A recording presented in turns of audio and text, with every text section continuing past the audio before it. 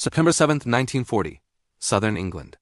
The morning light seeps reluctantly through a low gray sky, brushing the chalk cliffs of Dover and the sprawling green fields beyond. The air is damp and heavy, carrying the scent of wet earth and the faint, ever-present tang of salt from the Channel. Down below, in a small airfield near Biggin Hill, a single Spitfire rests on the grass, dew beating its polished metal surface. Its engine is silent, but the tension hums in the air like a live wire. Flight Lieutenant James "Jimmy" Foster steps out of the control hut, adjusting his leather flying helmet. His gloves are stiff from cold, his breath curling in tiny clouds as he surveys the runway. Around him, ground crews scurry, topping up fuel tanks, polishing the canopy, checking the 303 Browning machine guns. Every action is precise, rehearsed, almost ritualistic. For weeks, Britain has held its breath. The Luftwaffe has struck relentlessly, probing radar stations, airfields, and ports. Yesterday, Foster had seen smoke rise from London's industrial heart as bombers slipped past coastal defenses, escorted by Messerschmitt Bf-109s. Today, the pilots wait for their chance to meet them in the sky. Foster climbs into the cockpit of his Spitfire Mki, the leather creaking as he settles against the seat. He runs a hand over the instrument panel, gauges glinting in the weak sun. The radio crackles. Squadron leader to all flights. Stand by. Possible raid approaching Sector 11. His stomach tightens. He thinks of his younger brother, still in school, and of his mother, who packed sandwiches for the pilots every morning. He doesn't speak of fear, he speaks of duty. Across the field, Sergeant Evans, a ground crew mechanic, wipes sweat from his brow despite the chill. "She's a beauty, isn't she?" He murmurs to no one in particular, gesturing to the Spitfire. There's pride here, but also dread. Each polished wing and tightened bolt could mean the difference between life and death today. By mid-morning, the radar station at RAF Downderry blinks to life. Operators, tense and alert, track a series of dots moving in from the Channel, a formation of over 70 enemy aircraft. The alarm bell rings, harsh and metallic, slicing through the morning fog. Foster revs the engine, the roar echoing across the fields. His squadron taxis into formation, their shadows long on the wet grass. The controller's voice cuts through the roar. "We expecting a direct hit on Canterbury. Intercept immediately. Good luck, gentlemen." As the Spitfires climb into the cloud-heavy sky, the Channel below churns, gray and endless. Visibility is poor. The wind bites at their faces through open canopies. And then, as if summoned by the tension itself, the first silhouettes appear on the horizon. The unmistakable shapes of Dornier Do-17 bombers. Their noses bristling with bombs escorted by the sleek, lethal Bf-109s. The pilots hold their breath. Every man knows what is coming. Every man knows what it cost to fail. Foster grips the stick, scanning for the first movement, the first telltale glint of sun on enemy fuselage. "Here they come," mutters another pilot, barely audible over the engine. And then the sky erupts. Machine gun tracers streak across the clouds, explosions blossom in gray smoke, and the roar of aircraft engines is deafening. The Battle of Britain has begun. The Spitfires slice through the low-hanging clouds, their engines screaming in unison as they converge on the enemy formation.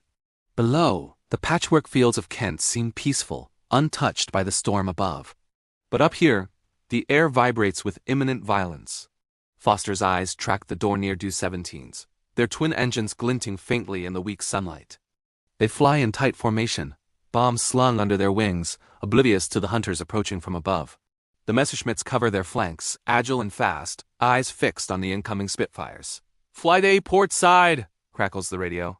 Squadron leader Major Peter P. Brooks' voice is calm but firm, cutting through the roar. Foster banks sharply to the left, feeling the centrifugal force push against his shoulders. In the cloud-shadowed sky, he glimpses a Messerschmitt 109 diving toward him. He rolls the Spitfire, bringing his nose up and trailing the German fighter. The Bf-109 pilot jerks his stick violently, trying to shake Foster off, but the Spitfire clings to the tail. He fires short bursts, tracer rounds arcing across the sky. Sparks flare from the enemy's fuselage. The Dornier formation below shudders as anti-aircraft fire from the coast hits near misses. "Target acquired, Do-17, Foster mutters, heart hammering. He adjusts his aim, the enemy bomber growing larger through his gun sight. He squeezes the trigger, bullets ripping through the aluminum skin. The bomber shudders violently, smoke trailing from its engine. One of its wings dips, and Foster's stomach tightens. A kill is not yet certain. Around him, chaos reigns. Other Spitfires spiral into dogfights, Messerschmitts twisting and diving, leaving white streaks in their wake. Explosions mark hits, sometimes on the enemy, sometimes tragically on friends. The sky is a maelstrom of fire, metal, and smoke. On the ground, radar operators and anti-aircraft crews watch anxiously, reporting positions. 2 squadrons engaging enemy over Folkestone. Bombers heading inland. Estimated target: Canterbury. A voice crackles through the headset. Every pilot in the sky is acutely aware that thousands of lives depend on their skill, precision, and courage. Foster's attention snaps back to the bomber he's pursuing. It wobbles, the port engine smoking heavily. Come on, come on, he mutters under his breath. A flash of sunlight catches the tail, and Foster fires another short burst. The bomber shudders, loses altitude, and tilts sharply. The observer in the rear turret scrambles, bullets snapping past. Then, with a deafening roar, it spirals downward, smoke streaming. Foster pulls up sharply, heart hammering, adrenaline surging. The radio buzzes again. "Foster, report, are you hit?" "No damage," he replies, voice tight. Around him, the battle continues to unfold, relentless and unforgiving. The Luftwaffe press forward, determined to break British air defenses. Spitfires and Hurricanes weave, dive, and climb, matching the enemy in a deadly ballet. Clouds of black smoke and orange tracer fire streak across the sky. Minutes stretch like hours. Foster watches as another German fighter dives on a fellow pilot. The friend maneuvers sharply, evading with a skill born of countless hours in the air. The radio erupts with fragmented messages, coordinating attacks and warnings. 2 o'clock high. Break left. We've got a bogey on your 6. Flak at Canterbury, keep altitude. Foster glances down at the towns below. The first warning sirens wail. Civilians pour into streets, ducking behind walls and in doorways, faces pale with fear. Smoke rises from a small warehouse hit by an errant bomb. For those on the ground, the sky is chaos incarnate. For the pilots, it is survival, strategy, and duty intertwined. After nearly half an hour of furious engagement, the Luftwaffe begins its retreat, having lost several bombers and fighters to RAF pilots' relentless counterattacks. Foster banks left, watching the Germans disappear over the channel, smoke trailing from wounded aircraft. His hands are slick with sweat inside his gloves, and his legs tremble from the strain of maneuvering. He radios in, "Major Brooks, all enemy accounted for in Sector 11, returning to base." "Good work, Foster." "Get them patched up and ready. They'll be back," Brooks responds. There's no celebration. Only the knowledge that this fight is far from over. As Foster lands back at Biggin Hill, the airfield is alive with movement. Mechanics rush to refuel, pilots debrief, and controllers prepare for the next raid. The sky may have cleared for now, but the Battle of Britain has only just begun. Each encounter leaves its mark. Every victory a temporary reprieve, every loss a reminder of the stakes. The sound of distant sirens signals more incoming aircraft. Foster climbs out of the cockpit, his helmet heavy, his vision still blurred from adrenaline and smoke. He glances at the horizon, gray, vast, and threatening. September 15, 1940. London. The city is a maze of smoke, rubble, and muted screams. From the rooftops, chimneys send plumes of soot into a sky already heavy with low clouds. Sirens wail across the streets, warning of another incoming raid. People press themselves into the shadows of doorways, children clinging to parents, faces streaked with ash. The Blitz has begun in earnest, and London is its reluctant stage. Inside an RAF operations room, Wing Commander Keith Park leans over a large map of southern England, pins and chalk marking the movements of both RAF squadrons and the Luftwaffe. Radios crackle incessantly, operators shouting positions, altitudes, and directions. "Bandits approaching from the southeast. Can we get a scramble from Biggin Hill and Hornchurch?" Outside, in the gray dawn, Hurricanes and Spitfires roar into the sky, engines singing the same song of desperation and courage. Squadron leader Brooks leads a formation of 12 Spitfires, climbing through ragged clouds.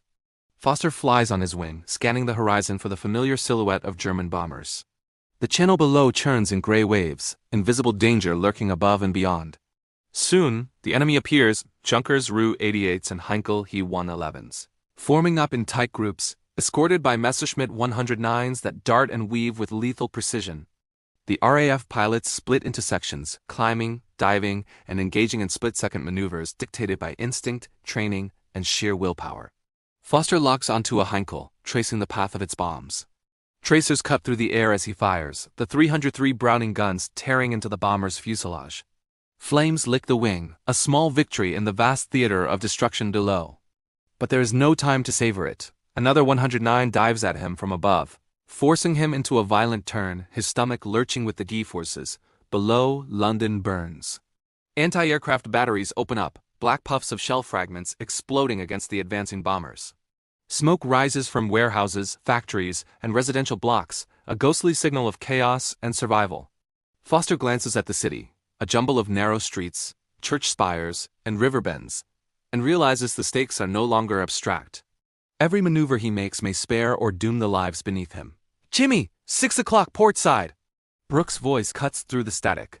Foster rolls sharply, just in time to see a Messerschmitt fire a long burst. Tracer rounds scream past his cockpit, missing by mere inches. He returns fire, the machine guns chattering in a deadly rhythm. One of the enemy fighters shudders, smoke trailing from its engine before it plummets into the Thames. Amid the chaos, the human moments pierce through.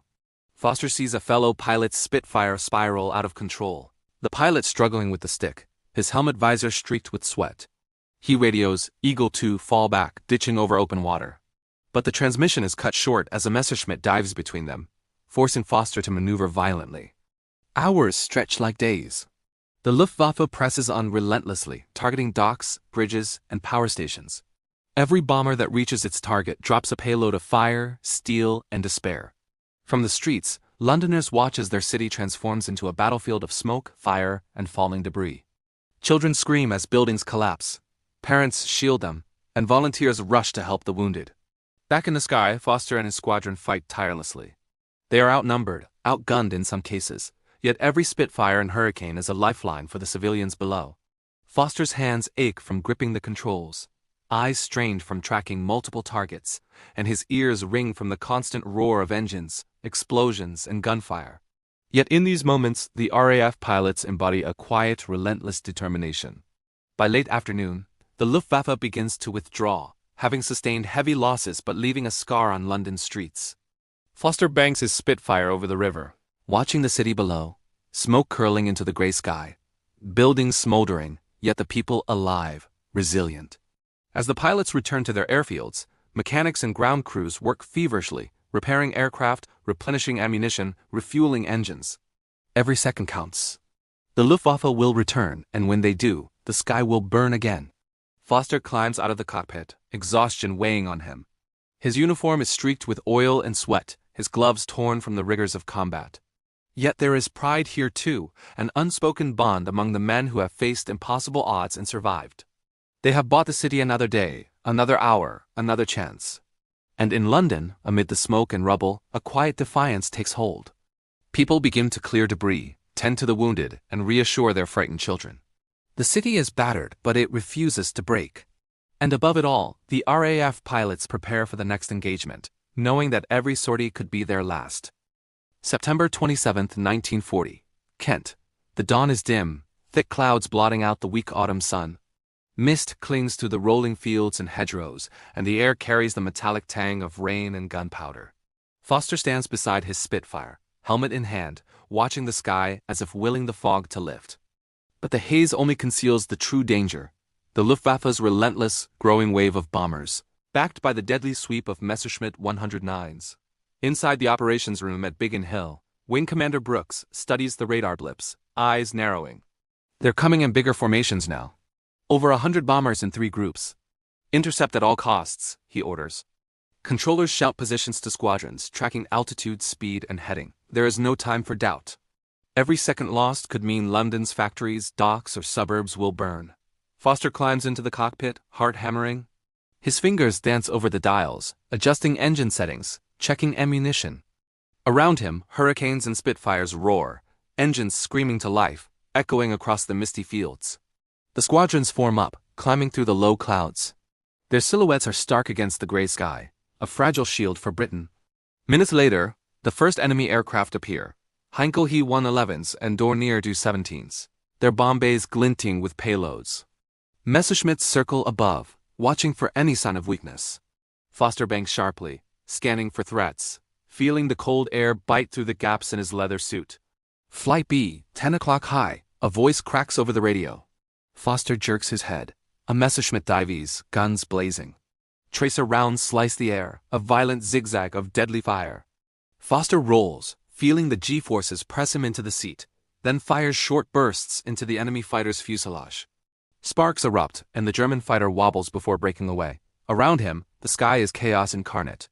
Dozens of aircraft twist and turn, engines screaming, bullets tearing through aluminum and fabric. Smoke trails from burning bombers, flak bursts from the ground below mark the air with black clouds. Every maneuver is a life-or-death decision, every second a test of nerves, skill, and luck. Below, towns and villages brace for impact. Canterbury, Dover, and Folkestone are in the crosshairs. Smoke spirals from the docks where bombed warehouses smolder.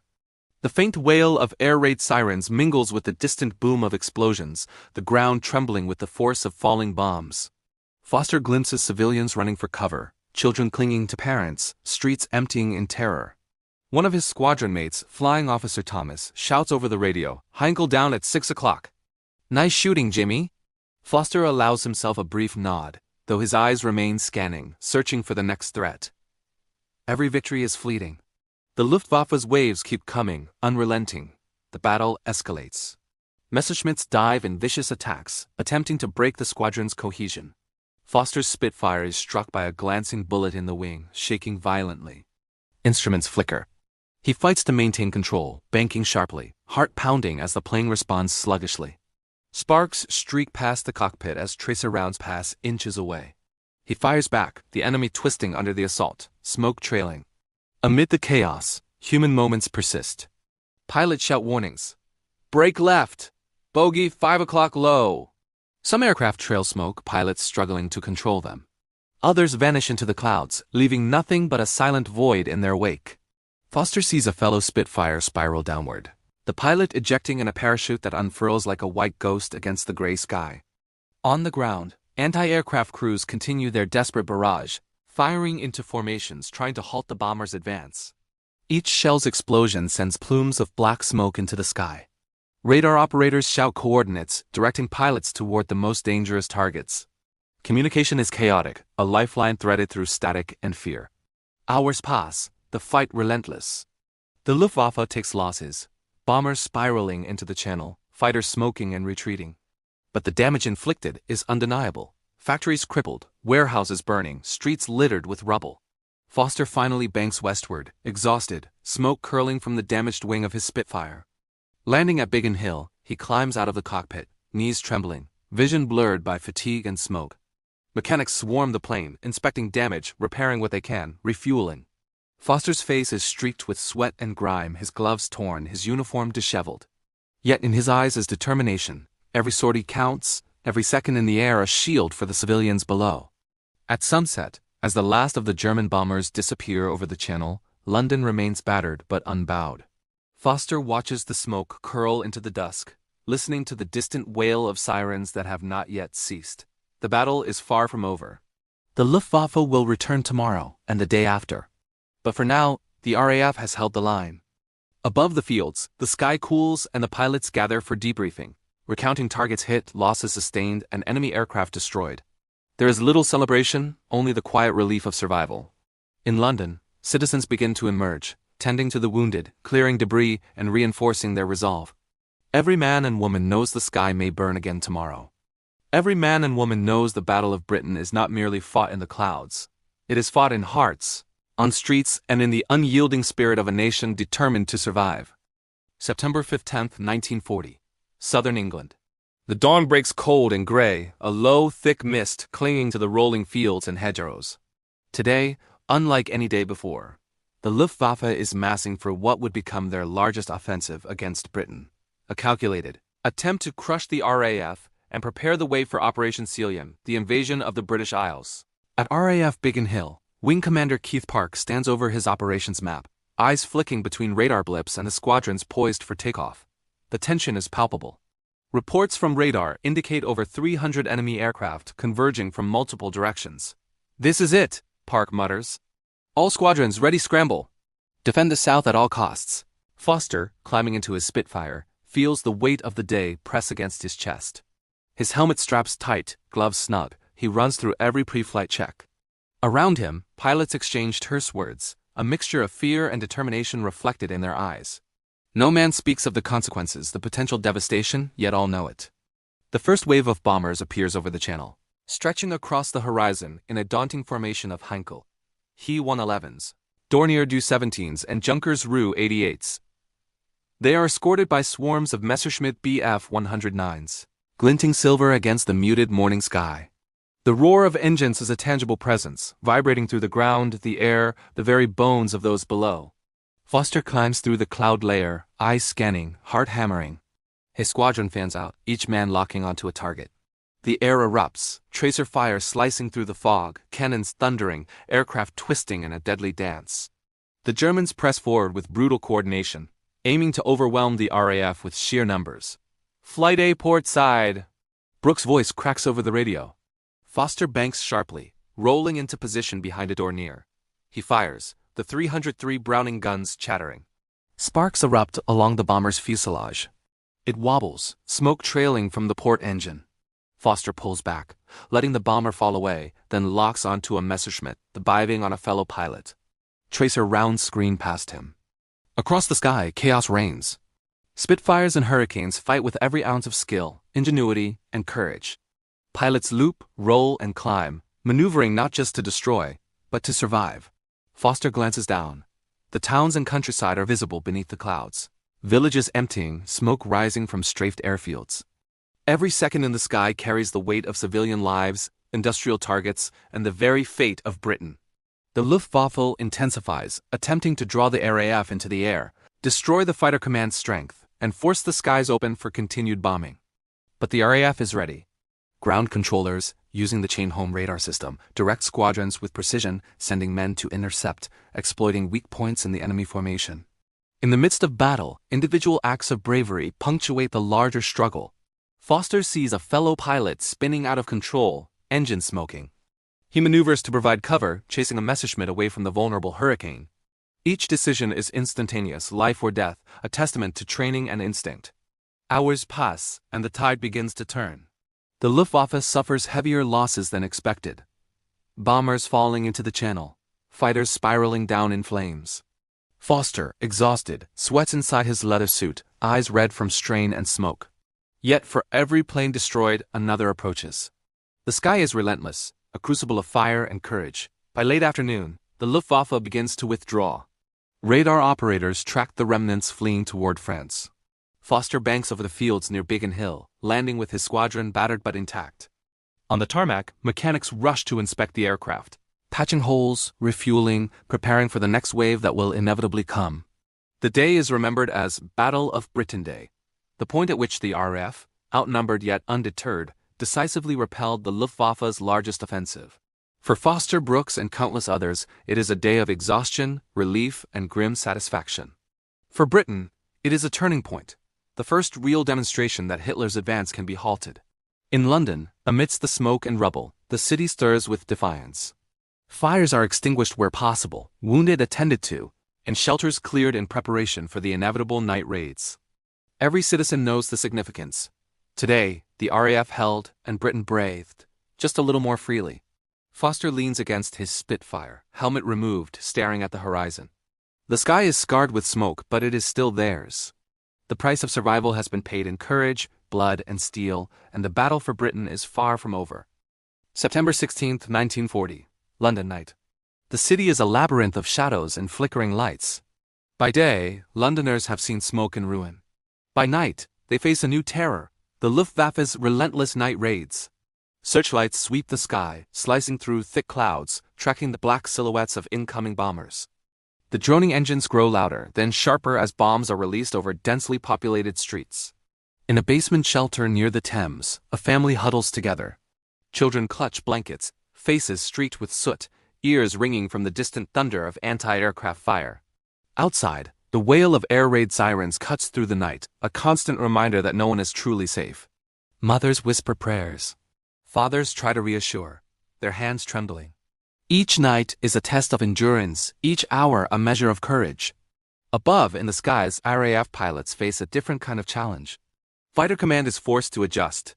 Spitfires and Hurricanes now fly interception missions at night, dangerous, disorienting, and exhausting.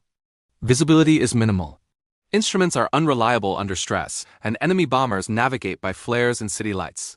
Foster, flying with a small squadron from Harnchurch, grips the controls, eyes darting from instrument panel to the faint outline of clouds below. Bandits at 10 o'clock high, a voice crackles over the radio. Foster banks sharply, scanning the blackened sky. He glimpses the faint silhouette of a Heinkel 111, its bomb bay doors open. Tracer rounds arc through the darkness, illuminated briefly by searchlights below. Each hit is crucial. Each bomb prevented may save lives. On the streets, London burns. Incendiary bombs strike wooden buildings and warehouses, flames climbing quickly, devouring structures before firefighters can intervene. Cries pierce the night as civilians flee or try to rescue neighbors trapped by falling debris. Yet even in despair, the city demonstrates resilience. Makeshift brigades form, extinguishing small fires, helping the wounded, and maintaining order amidst chaos. Foster's squadron works tirelessly, attacking bomber formations despite fatigue and the dangers of night flying. They rely on intuition, training, and the thin threads of radar guidance. A burst of fire from Foster's gun sparks along the side of a Dornier, smoke curling as it loses altitude. Another enemy bomber veers off course, illuminated by a searchlight before disappearing into the dark horizon. The tension is unrelenting. Clouds obscure vision, flak bursts explode dangerously close, and Messerschmitt escorts dive unpredictably. Each pilot must navigate not only the enemy but also the treacherous interplay of darkness, weather, and exhaustion. Foster feels every muscle strain, every heartbeat quicken, every decision carry the weight of life and death. By midnight, many bombers have been driven off or destroyed, but London remains scarred. Fires burn into the early hours. The stench of smoke and rubble permeates the city. Families emerge from shelters cautiously, checking on neighbors, rescuing the injured, and salvaging what remains of their homes. Sirens signal more incoming raids, and the cycle begins anew. Despite the destruction, stories of courage ripple through the city. A group of volunteer firefighters works through the night, rescuing children trapped under collapsed beams. Civilians form human chains to move water to burning homes. Each act, small in isolation, collectively sustains the spirit of London. The RAF pilots, returning from night sorties, are exhausted, but each plane that lands safely is a victory for the people below. Foster climbs out of his Spitfire in the pale pre-dawn light, mud-streaked and weary. Ground crews hurry to inspect aircraft, ready for the next sortie. The city sleeps fitfully, ever aware that the Luftwaffe may return with the dawn. Foster looks toward London, seeing smoke columns against a slowly brightening sky. The human cost is visible everywhere, yet the resolve is unmistakable. The Battle of Britain is not just fought in the air. It is fought in the hearts of those on the ground and those above. Every citizen's endurance, every firefighter's bravery, and every pilot's dogfight contribute to a fragile but growing shield that will protect Britain from invasion. October 3, 1940, Southern England and London. The autumn chill has deepened, a dampness clinging to the fields and streets alike. The Battle of Britain has raged for weeks, leaving scars both visible and unseen. The sky above southern England remains a dangerous corridor, patrolled relentlessly by RAF fighters and the Luftwaffe. Every sortie carries risk. Every engagement exacts a cost. At Biggin Hill, ground crews move with mechanical precision, repairing Spitfires and Hurricanes, replacing engines, patching fuselage holes, and rearming guns. Mechanics know the urgency. Planes must return to the sky as soon as possible. One misstep, one delay, and the fragile balance of defense could collapse. The men work silently, faces grim, aware that behind every completed repair is the hope that the pilot survives the next mission. Foster sits in the operations hut, radio headset pressed to his ears. Reports stream in. Another squadron has suffered casualties over Dover, 2 Hurricanes lost, 1 pilot missing.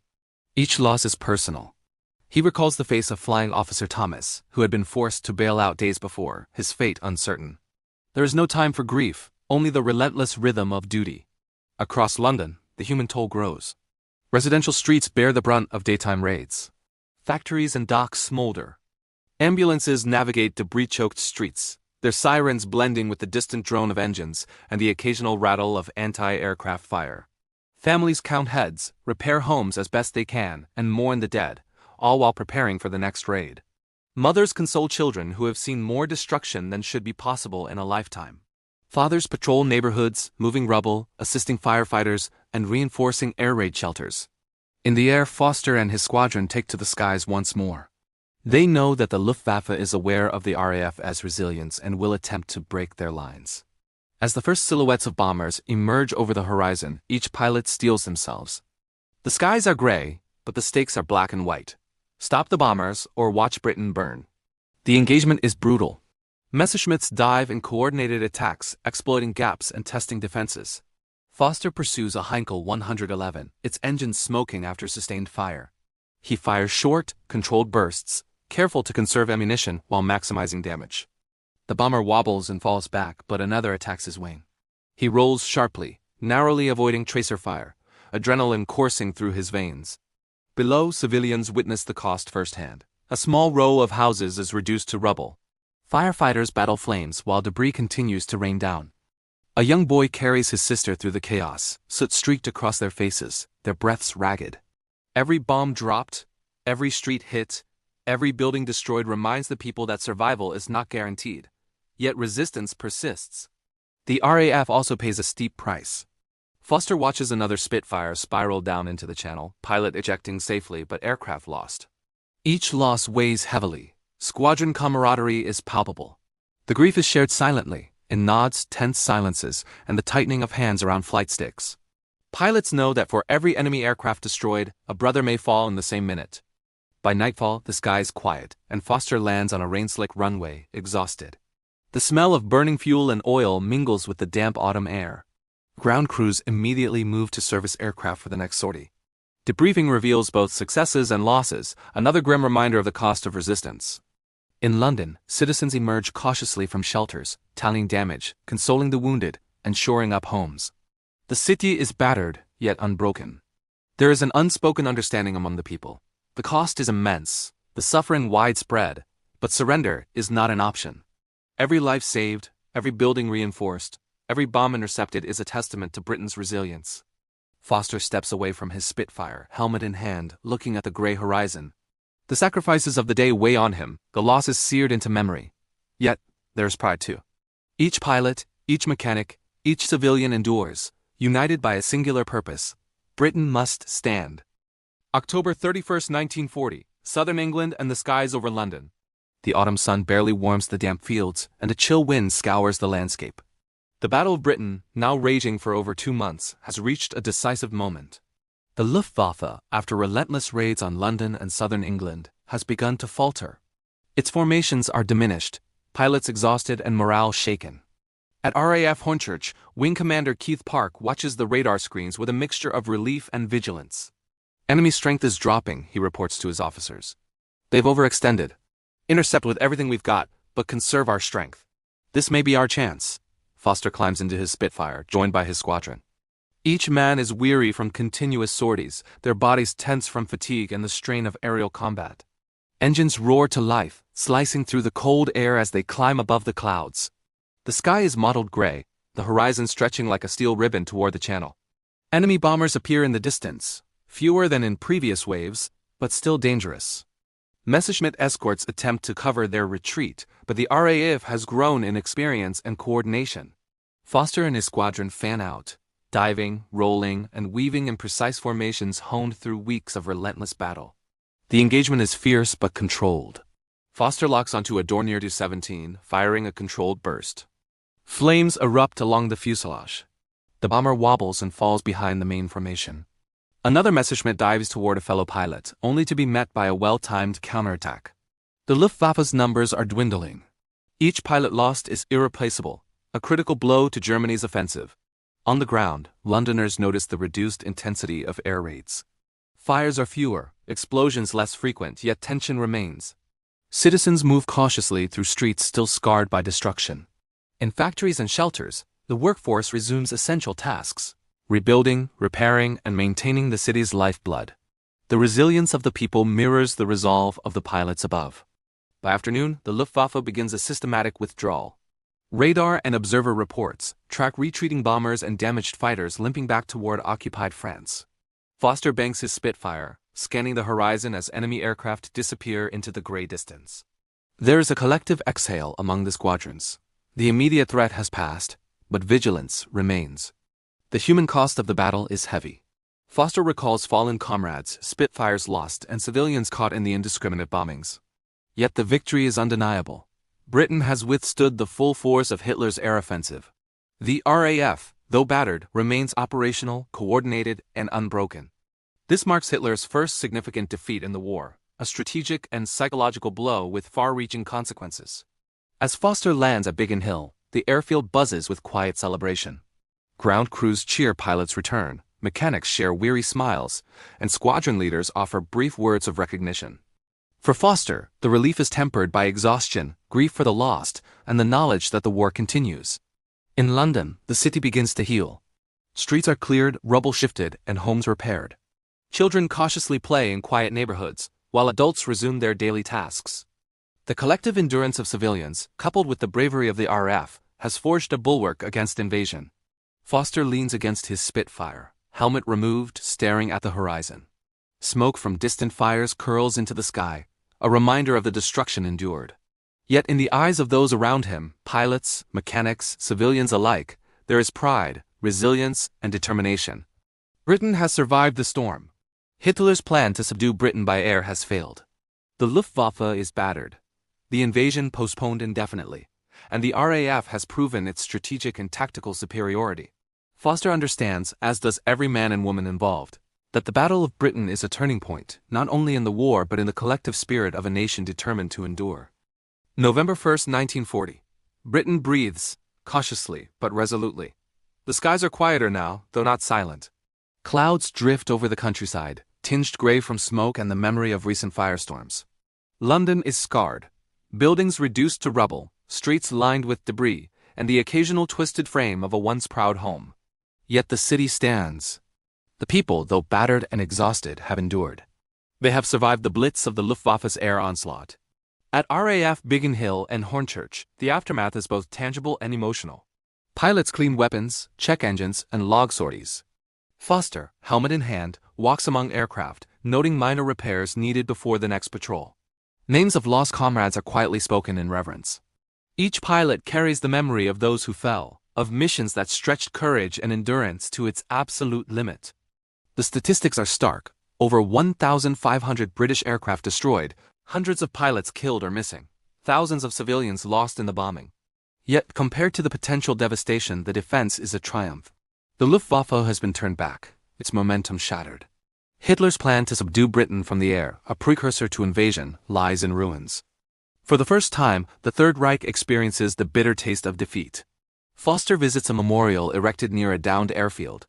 Plaques commemorate the pilots and ground crews who gave their lives. He reflects on the bond forged among men who faced impossible odds together.